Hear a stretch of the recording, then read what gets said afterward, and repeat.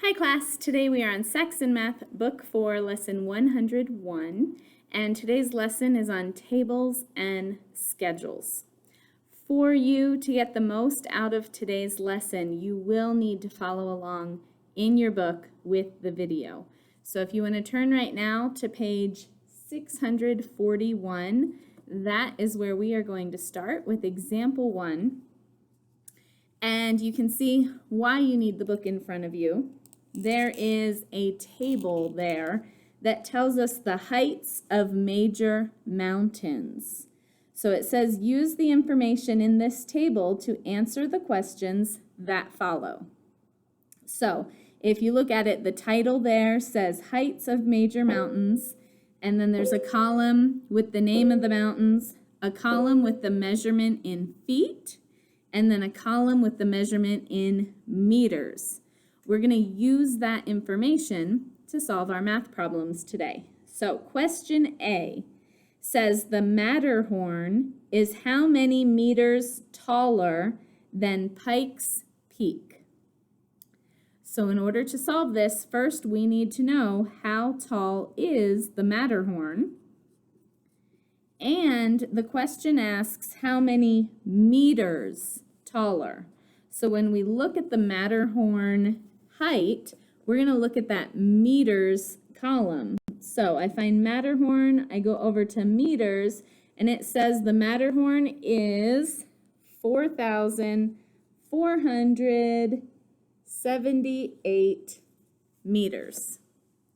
We're also going to need to know Pikes Peak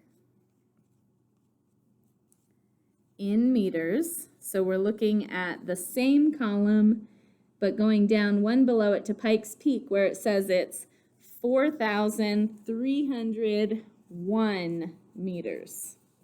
Okay? There's our information that we've been given. The question says the Matterhorn is how much taller?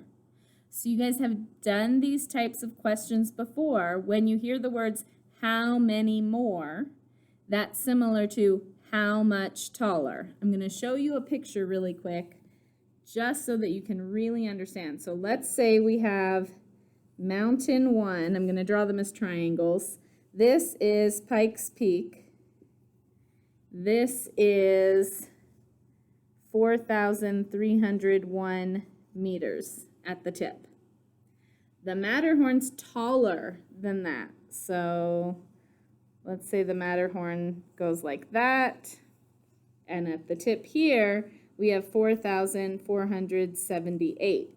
Well, when it's asking how much taller, what they're looking for is this area here, the difference between the height of Pikes Peak and the height of the Matterhorn. So what operation do we use when we're finding the difference? Well, difference is the answer to a subtraction problem. So in order to find how much taller the Matterhorn is, I have to subtract the 2. So 8 minus 1 is 7, 7 minus 0 is 7, 4 minus 3 is 1, and 4 minus 4 is nothing. So our answer is 177 meters. Part B says McKinley is how many feet taller than Kilimanjaro? Well, McKinley, now we're looking at the first column there. McKinley, am I spelling that right? Yeah. McKinley is 20,320 feet. When you read the problem, you have to make sure you're using the right measurement, especially because this table gives us both feet and meters. So McKinley is that many feet. Is there 2 L's there? There is only 1 L. Kilimanjaro is 19,340 feet. And once again, it wants to know how much taller. They're looking for the difference. So once again, we're going to have to subtract to find our answer. 0 minus 0, 2 minus 4. Can't do that. Gonna have to borrow. So 12 minus 4 is 8. 2 minus 3? Still, oh, wow, I still have to borrow, but there's nothing I can borrow from. It's 0. So we move on to the next place value. I borrow a 10,000. I turn it into 10 thousands, and then I can borrow one of my thousands to turn into 10 hundreds. So 12 hundreds minus 3 hundreds is 9 hundreds. 9 minus 9, oh, we got 0 and 0 here. So I don't need that comma. And our answer is 980 feet. That's the difference between the two mountains. All right, then it asks about how many miles high is Everest. So, feet and miles or meters and miles? Which two go together? Hopefully you said feet and miles because there are 5,280 feet in 1 mile, right there. And the question says about how many miles is Everest? So it tells us Everest is 29,035 feet. And whew, I'm so glad they say about, because that would not be a fun division problem. However, since they said about, I can round. 29,000, that's about 30,000. And I have to figure out how many groups of 5,280 are in 30,000. I'm rounding this too. So if I do 5,000 into 30,000, or the correct way to say that is 30,000 divided by 5,000, that's a lot of zeros. I am pretty much going to ignore those 3 and those 3 and say, okay, how many times does 5 go into 30? 5 goes into 30 6 times. Where am I going to put that answer? Well, if I put it here, what I'm saying is that 5,000 goes into 30. It doesn't. Does 5,000 go into 300?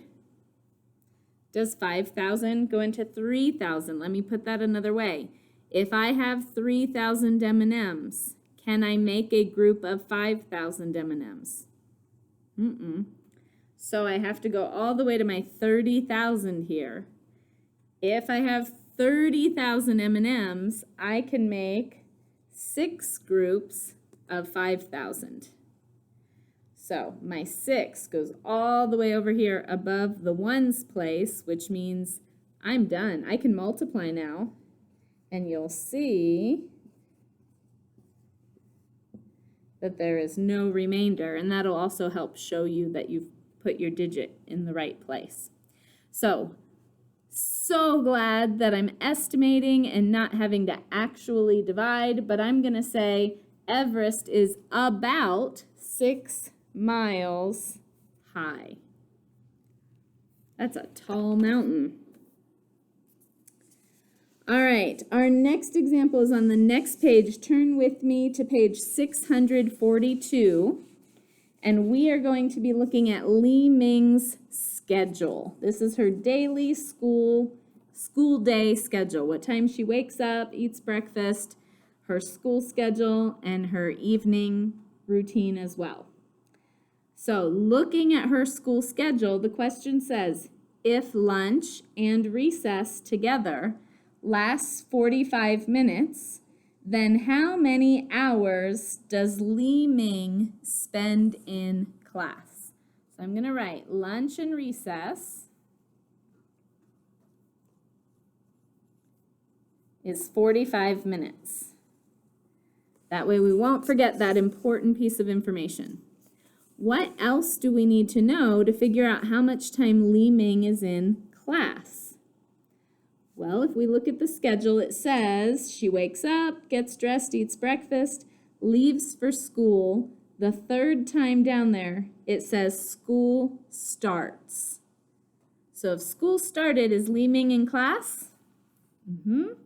So we're going to write this down because it is important to know that school starts at 8 a.m. And then it tells us she eats lunch at 12. And underneath that it says school ends, walk home. So school ends at 2:45 p.m. So there's a couple ways to do this. You can figure out how long the school day is and ignore this lunchtime until the end, and then you take 45 minutes off of the school day. Or you can take 45 minutes off of the school day up front and then figure out how much time the rest of the school day is. So that's what I'm going to do, because when I look at this 2:45 time, I go, ooh. So what if we put the 45-minute lunch and recess break right at the beginning, and we pretend school doesn't start until 8:45? Then we have to figure out how many hours is it until 2:45. Remember, this is time, so once we get to 12:45, we start over with 1:45. So still, as a math teacher, as an elementary school teacher, when I'm doing problems like this, I still think the quickest way is to use my fingers. So 8:45, 9:45 is 1 hour later, 10:45, 11:45, 12:45, 1:45, 2:45. So she is in class for a total of 6 hours. And that would be our answer. Right there. All right, next, example 3. There are 2 clocks there that you're going to want to look at. It says, on Saturday morning, Cameron wakes up at 8 a.m. I'm going to write that just so we remember it. His softball game starts at 10:30 a.m. Ooh, I wrote that wrong.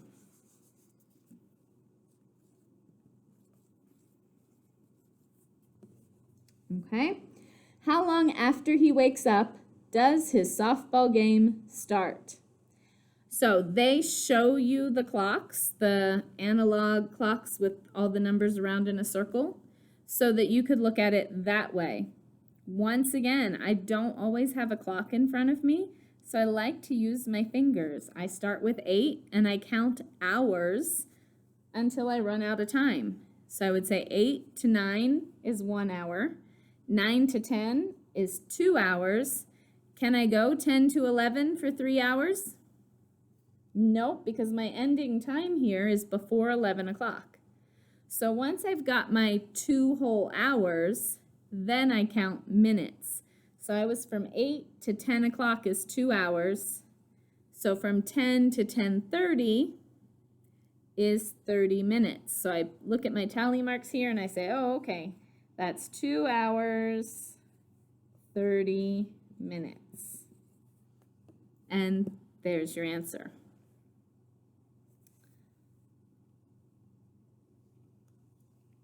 Okay. If it takes Cameron 25 minutes to drive to his game at 10:30, what time should he leave his house in order to arrive at the game 15 minutes early? So there's a lot to this. We're going to start with, I like to just start at what time does the game start, 10:30, and move backwards. If he wants to be 15 minutes early, what time would he want to get there? Well, 15 minutes before 10:30 is 10:15 a.m. And it takes him 25 minutes to drive there. So we have to figure out what's 25 minutes before 10:15. Let's work with our whole hours. How many minutes before 10:15 is 10 o'clock? So 10 o'clock is 15 minutes. We've knocked off the 15 there. But it doesn't take him 15 minutes, it takes him 25 minutes. So we've already taken care of 15. How many minutes of his drive are left? 10 more minutes. So from 10 o'clock, we can think, what's 10 minutes before 10? And we arrive down at 9:50 a.m. This is what time he would want to leave his house. So once again, we just break it into incremental pieces that make it easier for us to understand the time and be able to do this in our head. We started with what time should he arrive? And then we said, well, how many minutes will take us to the hour? And then we said, how many minutes before that do we have to leave? And we got to our answer. All right, there is an activity in your textbook where you would be making a table. This is not something I'm going to collect if you are my student, but I do think it would be a good activity to help you understand tables and the information that you can learn from tables better. In this activity, you will be creating a table and keeping track of the temperature at a specific time each day for a week. So it suggests Monday to Friday. Whatever day of the week you're watching this video, you can start today and do it for 5 days in the future. Use your parents' weather app. When I pull up my weather app, it tells me exactly what the temperature is at whatever time I'm looking at it. So you could use that app and just make sure you check it, say at 3 o'clock every afternoon for the next 5 days. Or 8 o'clock first thing in the morning for the next 5 days. Once you have made that table, there's some other instructions there for you on page 643 of your textbook. Right now, we're going to go over the lesson practice problems, which are also on page 643 of your textbook. Question A says, Kilimanjaro is how many meters taller than Fuji? We're on problem A of page 643. I want you to pause the video now, go back to example 1 where it gave you that table, and try this problem on your own. Hit play again when you're ready to see the answer.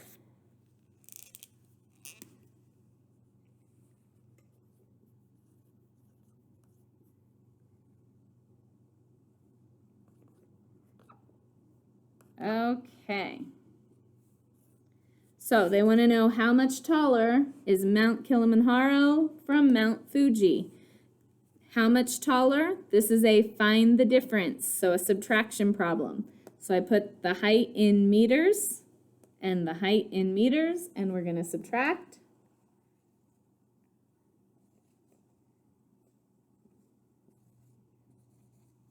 And that should have been your answer. Problem B says Everest is how many meters taller than the Matterhorn? Everest is how many meters, I'm sorry, I read that wrong. How many feet taller than the Matterhorn? Everest is how many feet taller than the Matterhorn? Go back to the table, hit pause, try that one on your own.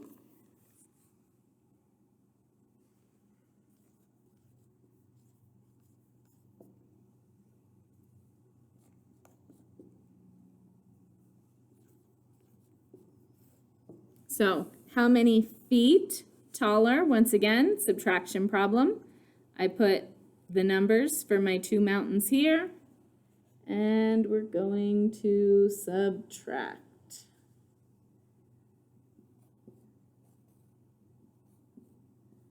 Put in my comma, and this was a feet problem, so I have to make sure I give it the correct label. 14,344 feet. Question C says, how much sleep does Li Ming get on a school night if she follows her schedule? How much sleep does Li Ming get on a school night if she follows her schedule? Look on page 642 at Li Ming's schedule and try that one on your own. Hit play when you're ready to see the answer. So Li Ming wakes up at 6:30 a.m. and she goes to bed at 9 o'clock p.m. So assuming she falls asleep as soon as her head hits the pillow, we're going to figure out how much time goes between 9 p.m. of the nighttime all the way through till 6:30 a.m. So fingers or tally marks here. From 9 to 10, from 10 to 11, 11 to 12. Do I count 12 to 13? Nope, I have to start over. 12 to 1. Tally marks, I should cross them. 1 to 2, 2 to 3, 3 to 4, 4 to 5, 5 to 6. Can I go from 6 to 7? Nope, because she wakes up at 6:30. So I have this many hours, which is 9 hours, and then however many minutes it takes to get from 6 to 6:30, that's going to be 30 minutes. So she gets 9 hours, 30 minutes of sleep on a school night. And problem D is on the next page, page 644. They show you 2 thermometers, and it says, using the thermometer shown, how much did the temperature change between 4 p.m. and 12 a.m.? Try that one on your own. Hit play when you're ready to see the answer.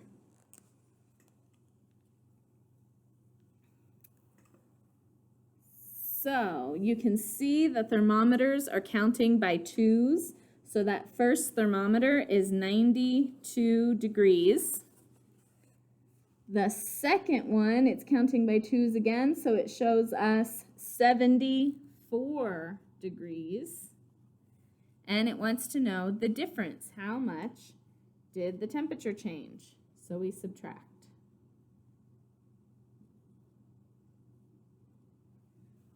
So we've got a difference of 18 degrees, and they're both Fahrenheit thermometers, so we can put an F there to show Fahrenheit. The temperature changed 18 degrees Fahrenheit. That's the end of today's lesson. You can start your written practice, which begins on page 644 of your textbook. I hope you have a great day, and I'll see you again soon.